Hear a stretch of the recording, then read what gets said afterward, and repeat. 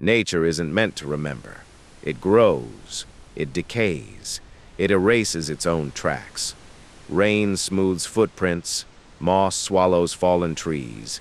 Even bones are returned to soil given enough time. But Oakhaven Forest doesn't forget. Every footstep pressed into its paths, every snapped twig, every breath drawn beneath its canopy. The forest doesn't just hear you, it saves you. Elena Vance had cataloged dozens of forests in her career. Old-growth reserves, post-fire regrowth zones, protected wilderness marked by centuries of uninterrupted life. Oakhaven wasn't on any official list. It sat between two counties, unclaimed and quietly avoided. No signs warned visitors away. No fences blocked the trailhead.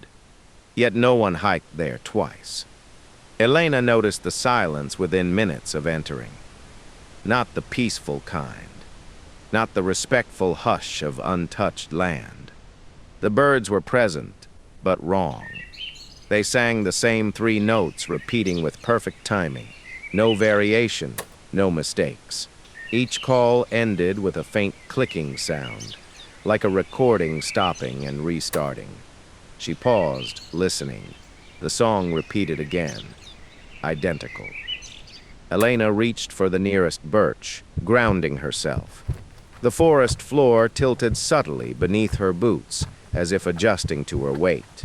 The bark was smooth, too smooth, cold, damp, like leather left out overnight. She pulled her hand back sharply. Then she realized something worse. The bark was warm, not sun-warmed, body-warm, as if something beneath the surface was maintaining its own temperature.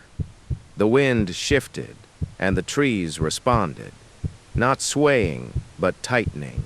A collective microscopic adjustment, like muscles bracing under skin. Elena turned off her recorder. For the first time since entering, she felt watched. Her footsteps didn't echo. They duplicated. Each step she took was followed by a quieter version half a second later. Then another, softer still, as if the forest were rehearsing the sound. She stopped walking. The delayed footsteps continued. 1, 2, 3. Then silence. Her breathing followed next. Inhale. A softer inhale answered back. Exhale. Delayed. Imperfect. Practicing. Elena pressed her hands over her mouth. The forest kept breathing anyway. She found the clearing by accident, or because the forest wanted her to. A perfect circle cut into the trees. No leaves, no undergrowth, just pale, towering columns rising toward the sky. They weren't trunks. They were structures. Bone-white, fibrous, faintly translucent in the afternoon light. Vocal cords. Dozens of them. The wind passed through the clearing and the pillars vibrated, producing a low hum that resonated through Elena's chest. Not sound as much as pressure. The ground beneath her boots wasn't soil. It trembled. Not from footsteps, from rhythm. A vast living surface reacting to her heartbeat. The forest wasn't observing her. It was measuring her. Elena noticed the faces slowly. At first, they looked like knots in the wood.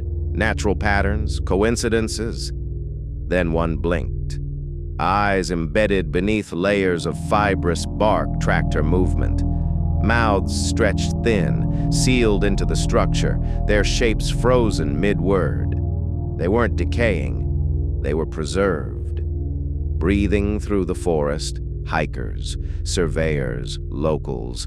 People reported missing over decades, absorbed quietly into the system. Their lungs expanded and contracted beneath the bark, powering the wind. Their vocal cords twitched, feeding sound into the canopy. They weren't dead. They were infrastructure. Elena tried to scream. Nothing came out.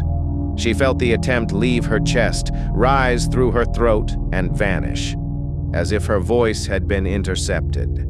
Thin fibers slid around her ankles, gentle, careful, like a technician securing equipment. The bark climbed her legs, warm and pliant. tightening without pain, not restraining her, anchoring her. She realized then why the forest repeated sounds. It wasn't mimicking, it was compressing, learning what could be reused. The forest had evolved past survival. Animals remember threats, trees respond to light, fungi communicate through networks beneath the soil. Oakhaven went further. It remembered patterns, language, breathing, fear. It kept what it needed and recycled the rest. Elena felt her pulse sinking with the ground beneath her. Her breath slowed, not by choice, but by instruction. The forest adjusted her rhythm to match its own, efficient, sustainable, forever. Search teams never found Elena Vance, but hikers still hear her. Sometimes it's her footsteps behind them, half a second delayed. Sometimes it's her voice calling from the trees, perfectly rehearsed. If you ever walk through Oakhaven and hear someone you love say your name, keep walking, don't turn around, because by the time the forest knows how you sound, you're already part of the recording. The birds still sing 3 notes, the wind still hums through pale trees, and beneath it all, the forest listens, saving everything. Is someone there?